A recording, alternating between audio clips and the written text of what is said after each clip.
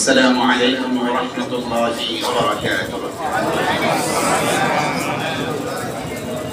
الحمد لله رب العالمين، والصلاة والسلام على خاتم الأنبياء والمرسلين وعلى آله وأصحابه أجمعين ومن تبعهم بإحسان إلى يوم الدين وعلينا معهم يا أرحم الراحمين.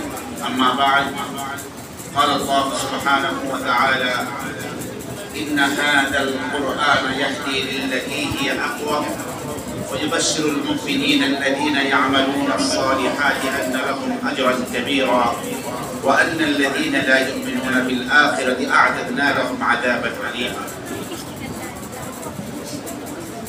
আজকের মুহররম মাসের চাঁদ উঠেছে। আমরা এখন 1446 সনে আর নাই। কত সনে আছি? 1447 সনে। অত্যন্ত বরকতময় তিনটি দশক, রমজান মাসের শেষ দশক, জিলহজ মাসের প্রথম দশক এবং মুহররম মাসের আপনার প্রথম দশক। সেই দশকে আমরা অবস্থান করছি।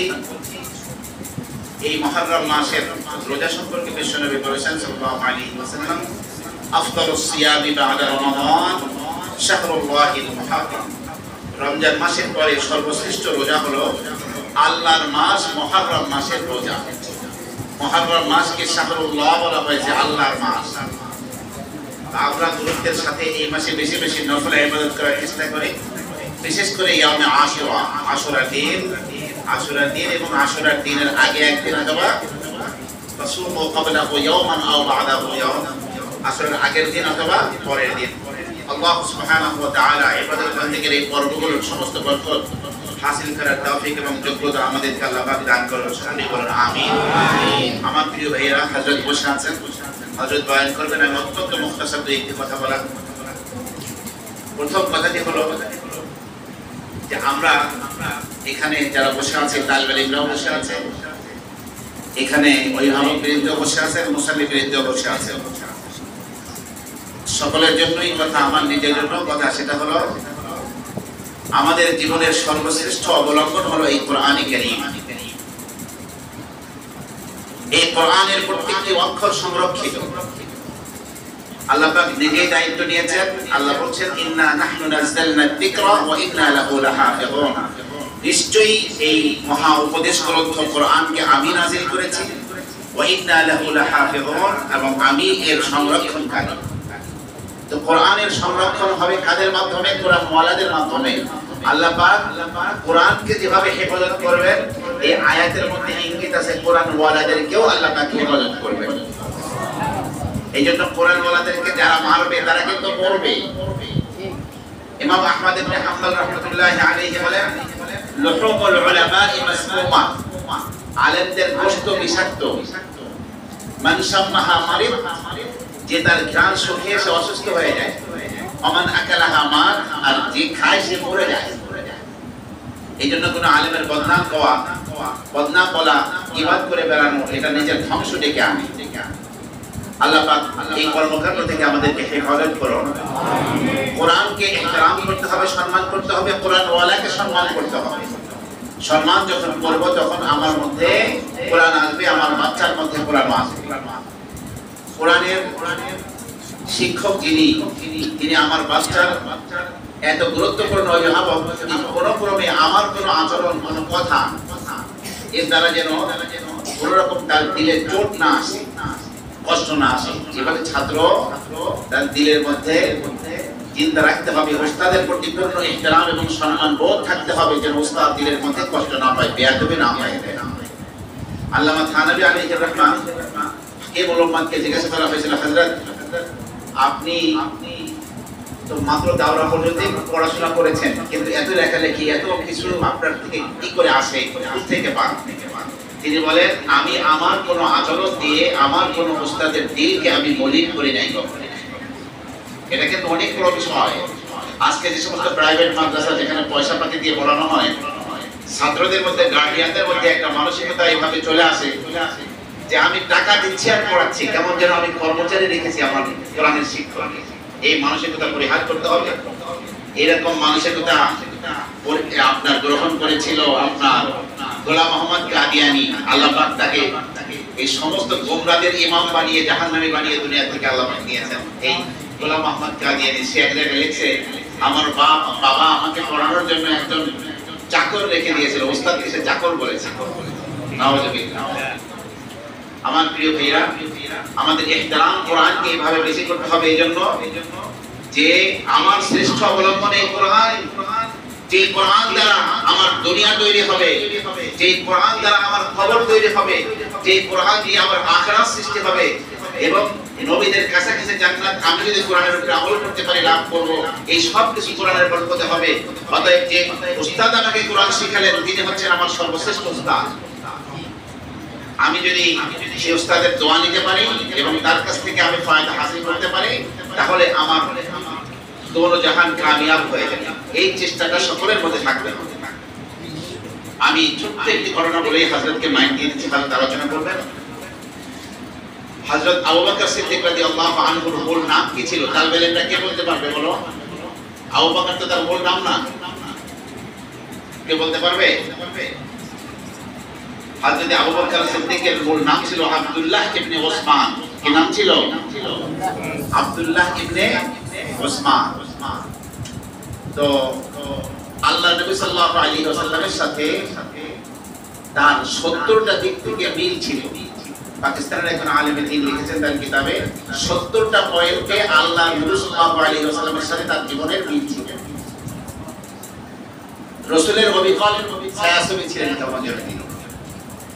আল্লাহ নবী সাল্লাল্লাহু আলাইহি ওয়াসাল্লাম 2 বছর ছোট ছিলেন, 2 বছর পরেই মৃত্যুবরণ করেছেন। হায়াত একই পেয়েছেন 63 বছর। হযরত সিদ্দিক আকবরের সাথে ছোটবেলা থেকে আল্লাহ নবী সাল্লাল্লাহু আলাইহি ওয়াসাল্লামের কোনো সম্পর্ক গভীর বন্ধুত্ব। তো যে রিহলাত আশ-শিতা ওয়াস সাইফ দুটি বাণিজ্যিক কাফেলা ছিল, সফর ছিল বছরে মক্কা মুকাররমার মানুষ তিনি। তো রিহলাত আশ-শিতা ওয়াস সাইফ শীতের মৌসুমের একটি বাণিজ্যিক সফর, আর গ্রীষ্মের মৌসুম গরমের মৌসুমের একটি বাণিজ্যিক সফর। শীতের মৌসুমে যেহেতু ইয়ামানের দক্ষিণ দিকে যেদিক গরম, আর গরমের মৌসুমে যেদিক শীতের দেশ সিরিয়ায়। তো এই শীতের মৌসুমে তিনি আবু বকর সিদ্দিক তিনি কাফেলার সাথে রওনা দিয়েছেন ব্যবসা করতে। কোথায়? ওই ইয়ামানে।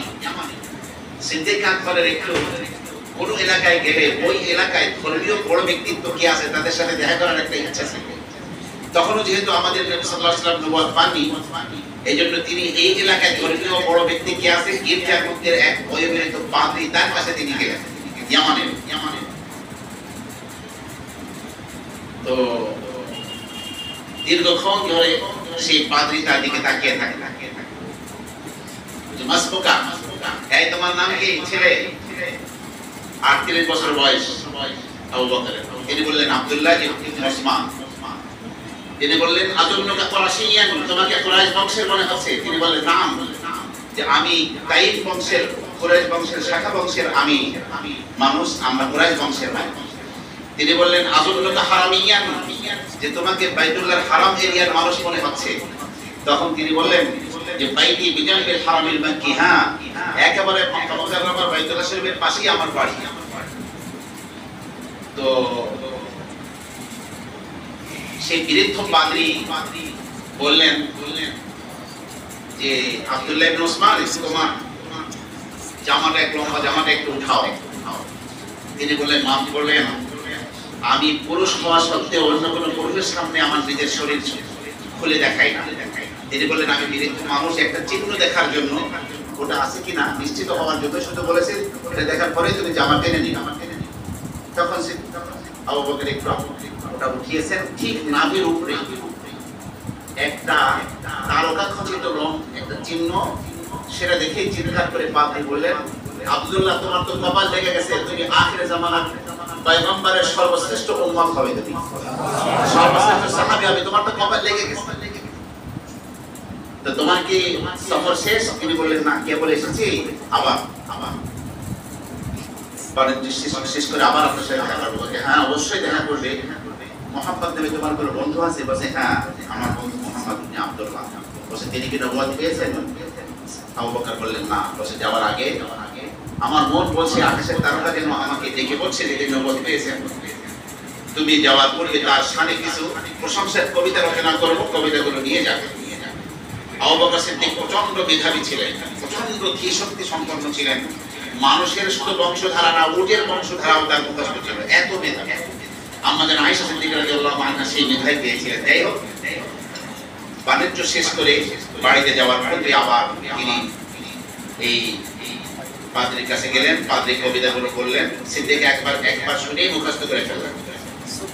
মুখস্থ করার পরে পাদ্রী বিদায় দেওয়ার সময় বললেন যে তুমি এই নবীকে এমন ভাবে আঁকড়ে ধরবা, তোমার সম্পদ, তোমার জীবন, তোমার সবকিছু তার জন্য কোরবান করবা, এর মধ্যেই তোমার কামিয়াবি, তুমি সর্বশ্রেষ্ঠ তার সাহাবী হবে, এটাই পূর্বের কিতাবে লেখা আছে। কবিতাগুলো বারবার স্মরণ করছেন, পাদ্রীর কথাগুলো কানে বসতেছে, মক্কা মুকাররমায় ফিরছেন আবু বকর। রাসূলুল্লাহ সাল্লাল্লাহু আলাইহি ওয়াসাল্লামের দরজায় নক করেছেন, রাসূলুল্লাহ সাল্লাল্লাহু আলাইহি ওয়াসাল্লাম দরজা খুলে দিয়েছেন।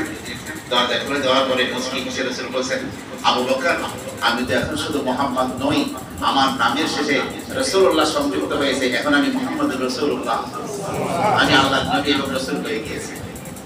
আবু বকর সিদ্দিক শুনেছি, তিনি বললেন, তাহলে আপনার প্রমাণ কি? তখন রাসূল বললেন, কেন? ওই ইয়ামান দেশের ওই বিরুদ্ধ ব্যক্তি তো প্রমাণ, আর কি প্রমাণ চাও? সিদ্দিক একবার মুশকিল সেজে বললেন, কত বিরুদ্ধের সাথেই তো সাক্ষাৎ হয়েছে, আপনি কোন বিরুদ্ধের কথা বলছেন? রাসূলুল্লাহ সাল্লাল্লাহু আলাইহি ওয়াসাল্লাম বলেছেন, যখন মোবাইল আবিষ্কার হয় নাই, টেলিভিশন আবিষ্কার হয় নাই, আধুনিক যোগাযোগের কোনো মাধ্যম তৈরি হয়নি, সেই যুগের কাহিনী। আল্লাহর নবী বললেন যে আমি সব বিরুদ্ধের কথা বলছি না, আমি ওই পাদ্রীর কথা বলছি যে বিরুদ্ধের কাছে তুমি 2 বার দেখা করেছো। যে প্রথমে তোমাকে জিজ্ঞাসা করেছে নাম কি, তুমি বললে আব্দুল্লাহ ইবনে ওসমান, বাড়ি কোথায়, তোমাকে জিজ্ঞাসা করতে গিয়ে বললো আযুন্নুকা হারামিয়ান আযুন্নুকা কুরাশিয়ান, তারপরে আমার নাম বলে তোমাকে কিছু কথা জিজ্ঞাসা করেছে এবং আমার প্রশংসায় কিছু কবিতা বানিয়ে দিয়ে কিছু নসিহত করে তোমাকে বিদায় দিয়েছে, এবং সেই কবিতাগুলো শোনাবার জন্য তোমার ঠোঁট নড়তেছে, আমি সেই বুড়ার কথা বলছি, সব বুড়া না। সাথে সাথে সিদ্দিক একবার হাতটা বাড়িয়ে দিয়ে মুসলমান হয়ে গেলেন। এই যে রাসূলকে ধরলেন, জাআদু আলাইহা বিন নওয়াকিদ, মানুষে কোন জিনিসকে মজবুত ভাবে ধরতে গেলে মারির দাঁত দিয়ে কামড়িয়ে ধরে, সেই নবীকে সেইভাবে ধরবে। সত্যিকার সিদ্দিক একবার তার সব কিছুকে বিশ্ব নবীর জন্য কোরবান করেছিলেন, সব কিছু তিনি দিয়ে দিয়েছিলেন। আমার প্রিয় ভাইরা, আমরা ঠিক তেমনি ভাবে যারা কোরআন ওয়ালা আছি, কোরআনের সাথে সংযুক্ত হতে চাই, মনে রাখতে হবে এই কোরআনকে সেভাবে আমাদের ধরতে হবে।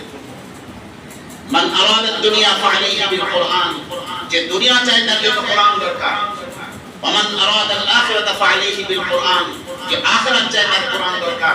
ওয়া মান আরাদা দুনিয়া ওয়াল আখিরাতা ফাআলাইহি বিল কোরআন, যে ব্যক্তি দুনিয়া আখিরাত উভয় চায় তার জন্য কোরআন দরকার। কোরআন ওয়ালা হতে চাইলে আমাদের, আমরা কোরআন ওয়ালা কাকে বলি?